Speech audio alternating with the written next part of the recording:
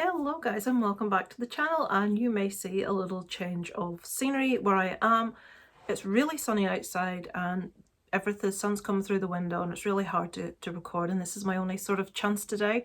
And if you watch Popcorn Chat, Sarah did her Batman review from her bedroom and I just loved how it looked, and I thought I think I might do that. I quite like how that looks. So you're getting me from the bedroom today. I'm about to do my what I watched for the week, but before that I'm going to do a little video. I'm trying not to keep it too long. I waffle, it may get too long. I haven't scripted it. I haven't sat down and like really in-depth thought about what I'm going to talk about. I just want to address a couple of things. One of those is being a female YouTuber at the moment in the environment, and the other is just some stuff that people, like repeated questions I get from people. So I thought, well, I'll answer them here and give you guys kind of an idea. It's all kind of tied together. So I thought I'd just do it in one video.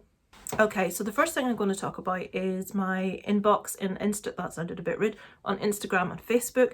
It has been joked, it does take me a long time to reply to messages, if indeed at all, and even longer sometimes to read the messages. So let me get that addressed straight away. There's a few reasons for this. I get a lot of messages just from people I don't even know. Some of them aren't very nice.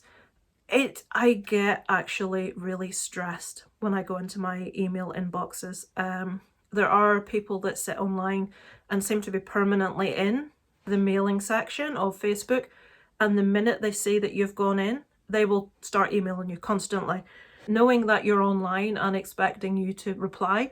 And sometimes you're busy and sometimes you just have 5 minutes and you want to like do a reply to a message that's been sat there for a week, and then the person will take offense that you haven't replied to them because they can see you're on. So for that reason I tend to avoid my inboxes. It's ridiculous, but it's the case. About 2 weeks ago I went in and answered every single message in my inbox. To give you an idea, my best friend lives in England, Kelly, and I hadn't replied to her, I think it was in almost a year, the message that she sent to me, because we send each other really, really long emails, and I knew it would take me quite a long time to reply to this email, and the thought of being in there for so long with these emails all firing and like the inbox getting fuller and fuller, it was like, oh my god. But anyway, so that's one reason. So if you're one of those people that emails me and I take an age to get back to, I'm thinking of people like Strange Monkey here who would email me, and I'm awful. He would send me little jokes and things, and it takes me so long to actually get around to it or see it. There are other people, but it's just one example. And I feel so guilty, and I feel like, oh my god, I need to be replying to these messages, but at the same time, I get really like stressed. It's the same with comments on YouTube. It's like, oh my god, what's going to be in there today? It's going to be something horrible. I've got a thing, I'm sure most of you have set up, that filter out some of the stuff that people try and put. This gets on to being a female YouTuber, but some of the things that people try to put in your comments are just disgusting, are really vulgarly disgusting. And it's something that as a female YouTuber, you just have to accept that that's how things are, which it shouldn't be the case. But yeah, that's half of the reason behind the old inbox situation. Another reason being, it may not seem to people, but I am ridiculously busy. I have a son. A lot of my time is spent around homeworks and preparing for stuff and all the various things he does. Also, this is another question I've been asked a lot, so I'll talk about this while I'm here. I have said previously I have fibromyalgia and ME. I've also got joint hypermobility. The list is endless. I'm not the wellest person in the world, and some days I I'm useless. I'm fit for nothing. On top of that, my lovely mum has got multiple sclerosis. It is very advanced. She does need a lot of help and care. My dad is her sole carer. He also has got fibromyalgia and ME, but coupled with that, he has arthritis, he has COPD, which is chronic obstructive pulmonary disorder, which is why I get so worried and stuff about COVID, because it's a lung condition. My parents are both very frail. So I sort of have a responsibility to like care there also.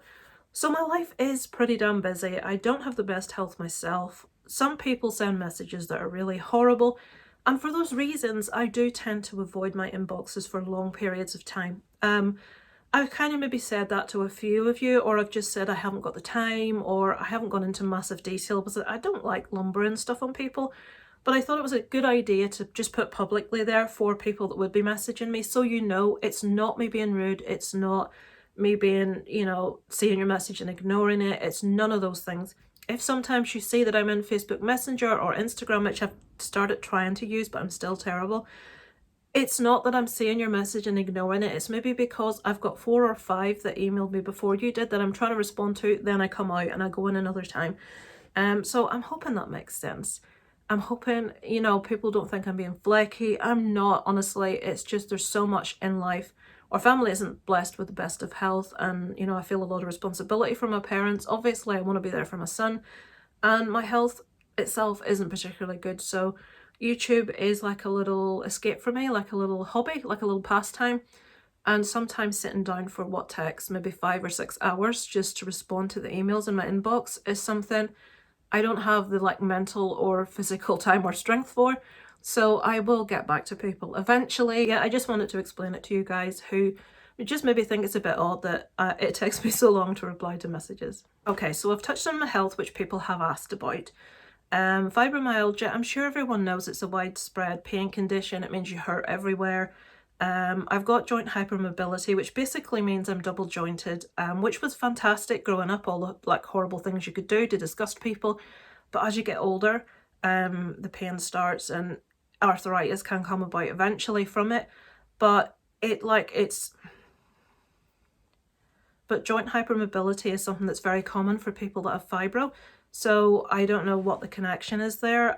Generally people get fibromyalgia for one of 3 reasons. It can be like a serious physical accident, like quite common would be a car accident. It can be a very serious viral infection. There are a lot of people with really bad COVID that have been hospitalised coming out of that with fibro and ME.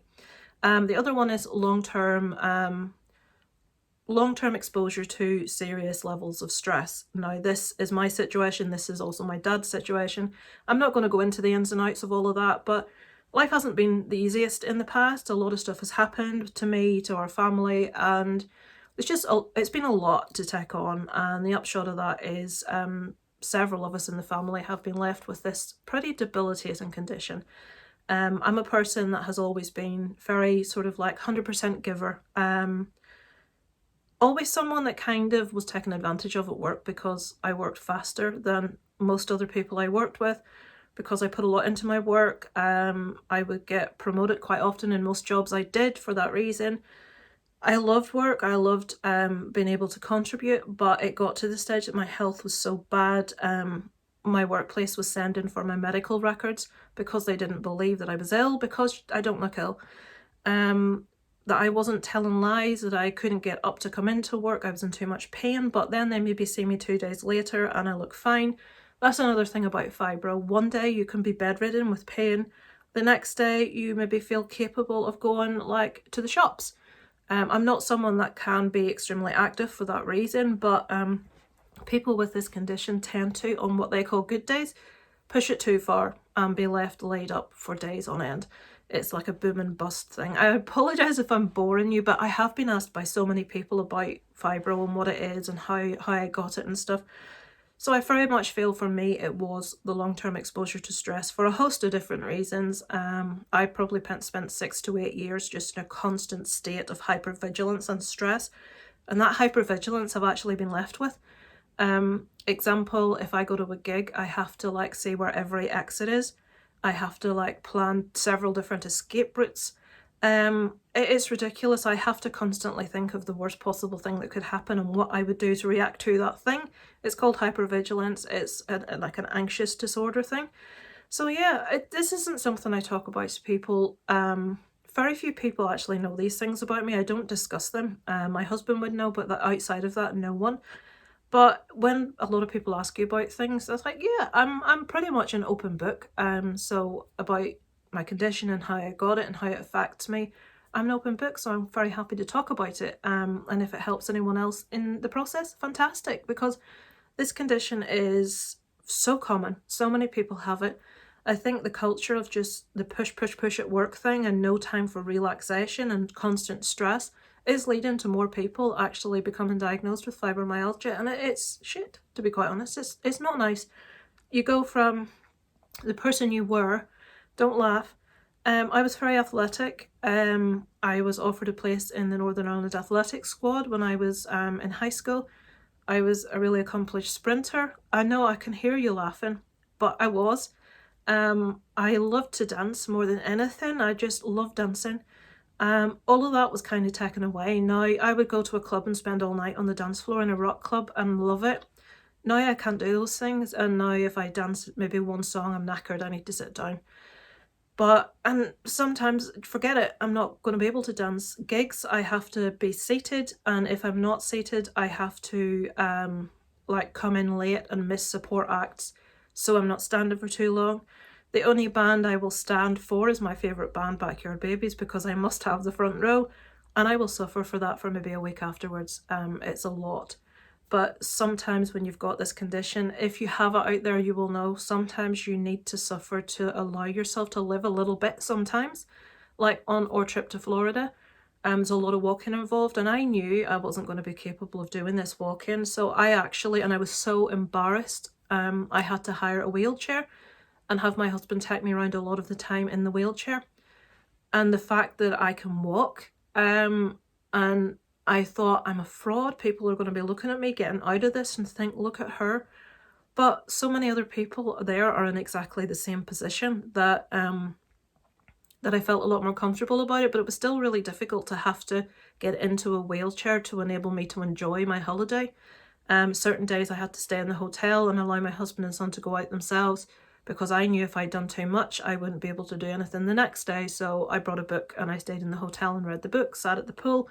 And I had a great time. But you need to learn to sort of like not do too much, not push yourself beyond your capabilities. And you definitely don't want to do that on like the holiday of a lifetime that you've been saving up for years to go on. So the upshot was I had a wonderful time. And the wonderful side of it is the heat in Florida and the dry nature of the time of year we went. It was November.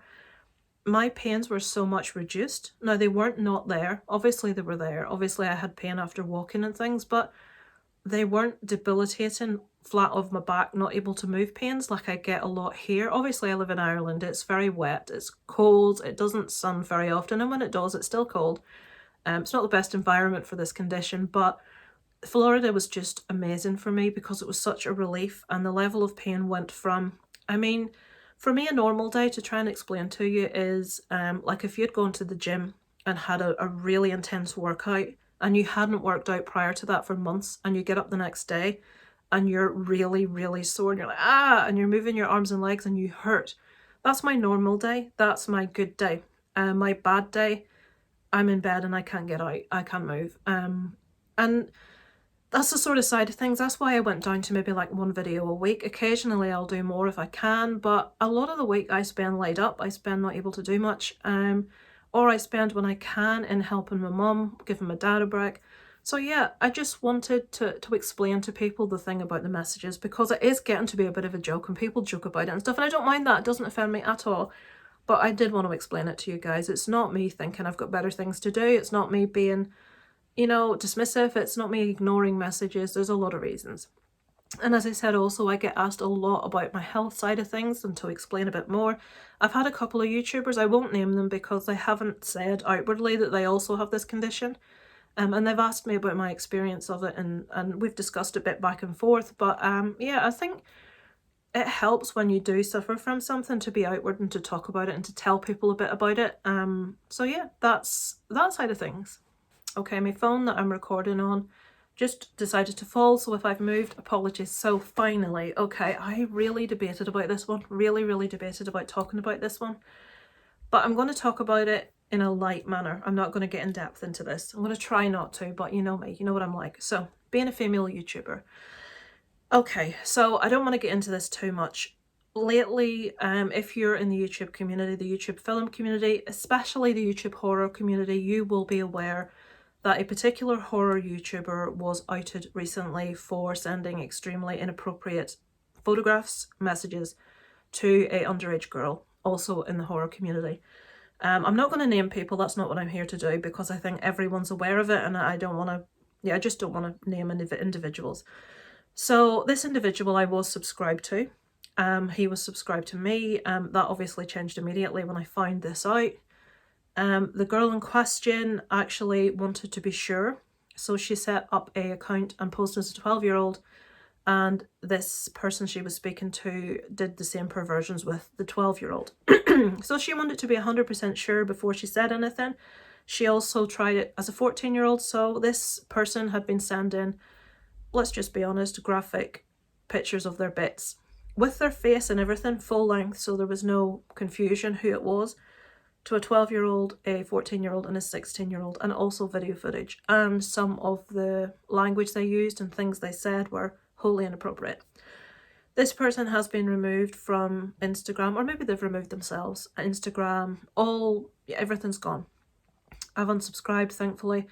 The account popped up again on YouTube and I unsubscribed, but there's no content there. There's just the account that states, everyone will know who this is, so I'm not going to go into that. That's not what I'm here for, but it did bring me to thinking about being a female YouTuber, especially now how, you know, I'm a woman now, obviously I'm a lot older, and how it would have been had I been doing this as a teenager, as a younger female.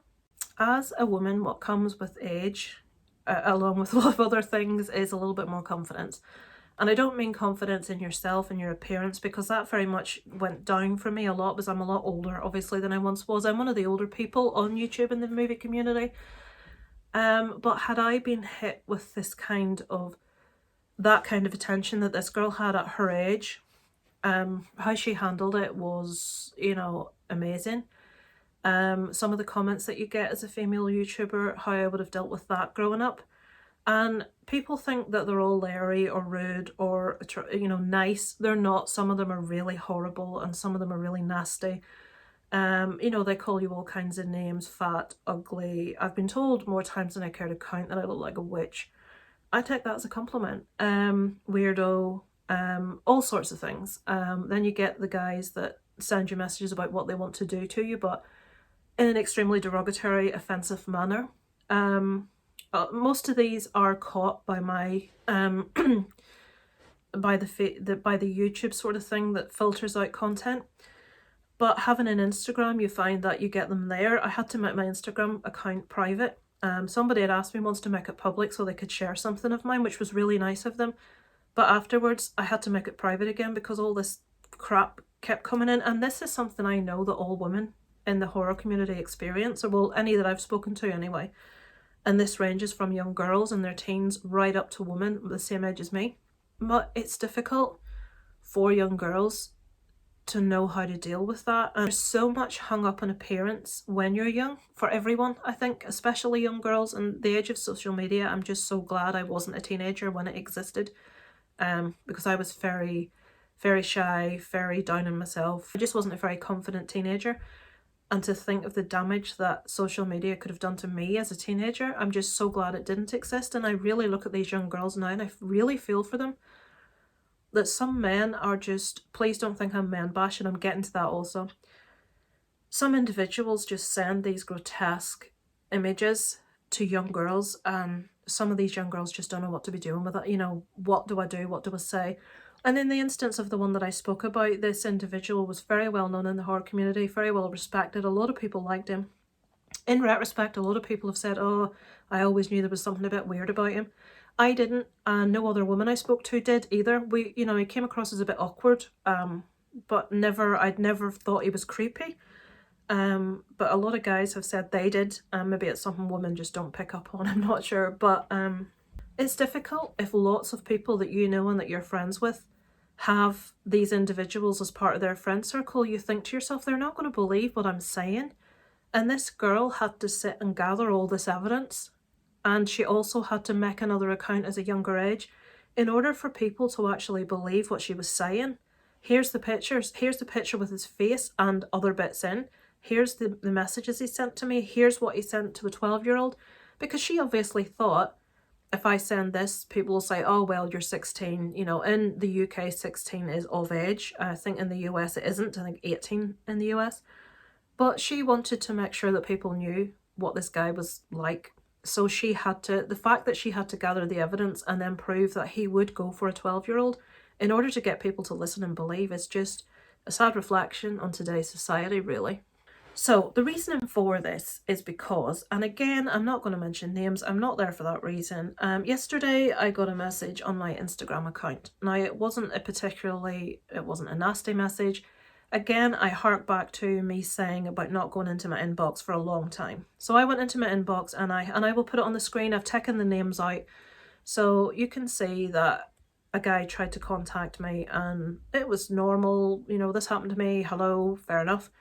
But then when I hadn't replied, because I hadn't read any of the messages, he felt entitled enough to say, well, basically, why aren't you talking? I see you don't chat with me. To me, personally, I thought that was rude. I thought that was obnoxious. I thought that was entitled. But that was all I thought. And I thought, how weird to go from hi, how are you to that. That's a bit rude.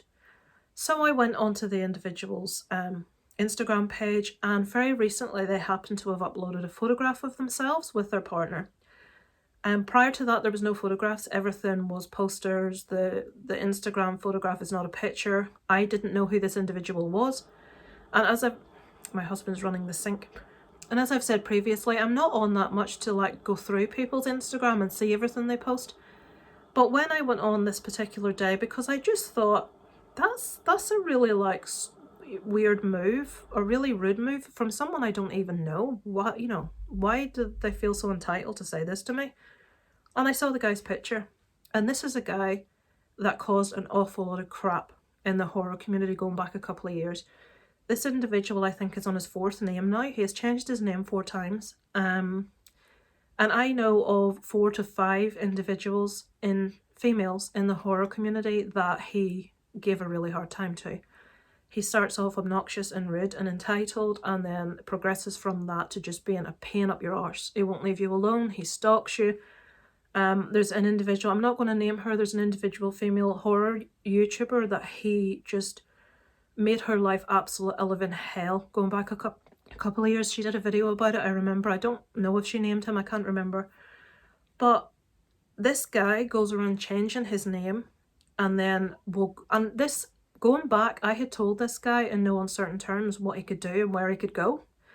Because I'm that bit older, and I know that you have to do that. A lot of younger girls fear being what they consider rude. They don't want to be nasty and rude, and if someone says something that they think's a bit creepy, they like laugh it off, or they say thank you, and they don't say, no, you know, that's not appropriate. You know, they just haven't the confidence to know how to deal with it. When you're a bit older, you recognise things that aren't appropriate language.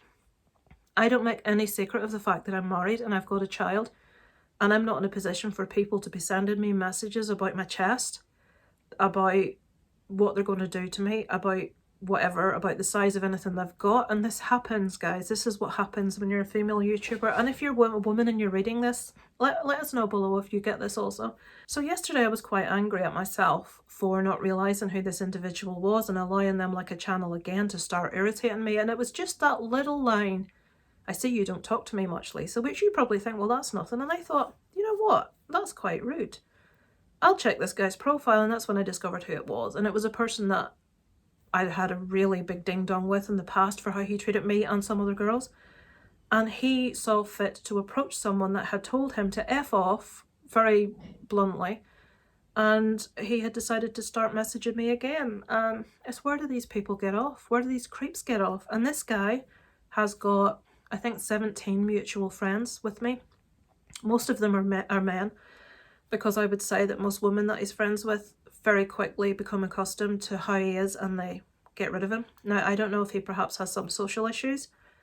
I think it's perhaps the case because he is so rude and direct with things. It makes me think, But when you're told, I don't want to speak to you, stop contacting me, stop being inappropriate, stop being rude, and the person just changes their name and contacts you again, that goes beyond having social issues. That's something wrong with you. I'm sorry, but yeah, so obviously immediately I blocked and deleted again. I haven't publicly talked about who this person is, and I don't intend to.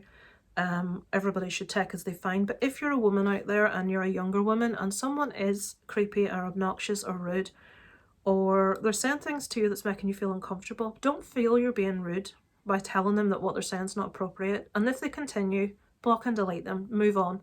Because too many people are being given an option to do this and to behave like this. and people allow them to behave this way, which is why they keep doing what they're doing. Okay, in these situations, people don't say this very much, and I'm going to say this. Most men on YouTube, most men that I've met on YouTube are lovely people, are really decent, are really nice. And when these kind of things are coming out about people, no woman wants other guys to feel uncomfortable. No woman wants guys to feel like we're pointing the finger and we're being like total feminists or whatever you want to call it, or we're man-hating, because we're not any of those things. Some of the people that I've formed the closest relationships and friendships with on YouTube are male. There are people I just really admire, respect, really like, feel like it's more than just a subscriber thing, feel like it's a friendship, and I've spoken about that before. Men from different places, different ages, people I really relate to, people that are completely different from me, but I just love their energy, just different individuals, respectful, supportive, decent, nice, lovely men. And I want to make that very clear. The vast majority of men on YouTube are, all of those things are lovely, and not for a second would I say anything otherwise. The other side of that is, if you tell a girl they look nice, you're not being creepy. If personally, I have complimented people on, say, I'm just going to pick a name out of thin air, Florentina. I'll say her hair looks gorgeous, or I love how her makeup looks, because I'm thinking, oh, your hair's nice, I like how your makeup looks. I'm not being creepy. I'm not trying to come on to her. I'm not any of those things. I'm just saying something nice because I think it. Someone's changed their hair. Oh, I like your hair. Just throw away compliments. And if you give someone a compliment, that's not being creepy. That's not being in any way inappropriate. Giving someone a compliment about something nice is fine. And it's difficult for men and to know what to do sometimes. And also sometimes women, you're like, oh, if I say this, does that make me a creep because I'm complaining about being a creep? But then I told him that I thought he looked nice. But it's a completely different situation. When we women talk about unwanted attention, we're talking about pervy comments. We're talking about comments about our boobs, or comments about what, just rude sexual innuendo comments that just or just every single time a person comments, it's always about your appearance. Now, I don't get much of this these days, boo-hoo into my cornflakes, but I'm older. I don't experience it to the degree that younger women do, but I have experienced it and I wanted to talk about it. And I wanted to assure blokes out there that us women aren't hating on men. We're not looking at every man looking for him being inappropriate, because it's not the case. It's perfectly fine to compliment someone and say something nice without people taking the wrong end of the stick. Now, there was a short video that went up on Instagram yesterday by a creator. Again, I'm not going to name them because I haven't asked. I just did this off the cuff today. And they have a YouTube channel with their wife in the horror community. And this guy was really frustrated, and rightly so. His wife was getting constant comments about how beautiful she was. And in the channel, she put so much work and creativity into editing, producing, all of the stuff that goes into making a YouTube channel and all of the effort. Now, I just sit here and I waffle at you, so, it doesn't take that much work where I'm concerned. But there are people that put hours and hours of work into scripts, into looking up information, into editing, into all those things. And then a guy comes on, oh yeah, I want to do this, you're really fit. And this, this particular woman was getting this all the time, and her husband was so frustrated. He says, look guys, my wife's beautiful. I know my wife's beautiful. She knows she's beautiful. She hears it all the time, but she's so much more than that. She's intelligent, she's witty, she's talented. If you're going to come onto her video, say those things. Say, oh, I really like what you did with this, or compliment her on the material she's putting out or the effort she's putting in. This, I suppose, is where we're coming from. Also, the boyfriends and husbands of these women are getting to the stage where they're getting hacked off with it too. So, twofold, if you're a bloke and you're watching women and all you're thinking the entire time you're watching a female YouTuber is what you want to do with her, or you're just looking at her for appearance, perhaps best not subscribe to her. Subscribe to people where you're interested in what they're actually saying and what they're talking about. If you're a male and you're watching a female YouTuber, or another man, or whoever, and you're a woman and you're watching a man, and you think, oh, I love his example, Sean, Lost in the Rail, has had his hair done recently and it looks awesome, and I said, oh, I love your hair, it looks fantastic. I'm not being a perv, I'm telling Sean I like his hair.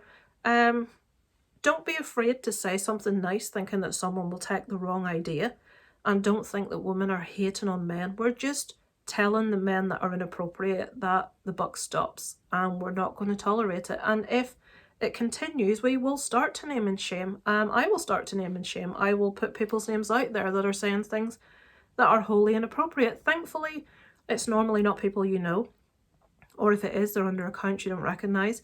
It tends to be from people that create accounts with no content, or, you know, you can tell they've made this account just to be an arsehole. But sometimes it comes from accounts of recognised people within the community. So in my case, if it continues, if this individual that I was speaking about changes their name and does it again, I'm going to make it public. I'm going to say who it is. From the sake of telling you guys, 17 of you that are subscribed to him, what he's like. The disappointing side of this is that this individual pops up in the chat for a lot of live streams, and it's completely put me off doing any.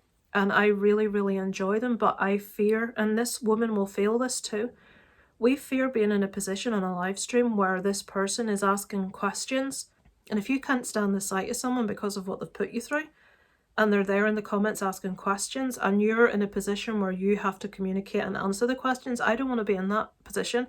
And I don't want to make people that I'm on live streams with feel uncomfortable by saying I'm not talking to this guy because this guy is, you know, I don't want to be in that position. And that will happen, and more women will withdraw into themselves, and they will withdraw from the community, and that would be a real shame. There's not enough women in the community as it is. We need more, and most women are just going to get hacked off with all of this and just the inconvenience that it causes, and they're going to just stop. And I have on many occasions just thought, you know what, you know, maybe it's time to just draw a line under this. I've got enough other stuff going on in my life. I don't need this on top. I don't need the added stress. And then you've got the people that don't believe you because they know this person and they're not like that, and it opens all kinds of worms. But yeah, that's went on for way too long, way longer than I wanted. But yeah, I wanted to address the inbox situation, and I wanted to, I know this individual will probably watch this. I have blocked them so they can't comment on my content. But I wanted to put it out there, and they will know who they are. And you can be thankful that I didn't name you publicly, because you have done this before under different names, and you have done this to other people. And you probably don't think you've done anything remotely wrong, but you will remember me telling you where to go, and why you felt it was appropriate then to contact me again under another name. I have no idea, but it's not appropriate. So stop it. So yeah, there we have it. I also did let the person know on the message before I blocked them to stop it, and that I knew who they were. So they're under no uncertain terms as to what I think and the fact that I don't want to be contacted. So yeah, there we have it. Let's breathe, Lisa. Let it all out. So yeah, I just needed to say that on behalf of me and a lot of other women out there. And also on behalf of all you lovely guys that are supportive and nice and all those other things. Thank you for just proving that most of you are decent, nice, lovely people. So thank you for watching, guys. And now I'll get away and do my what I watched this week. Over and out from Lisa Loves.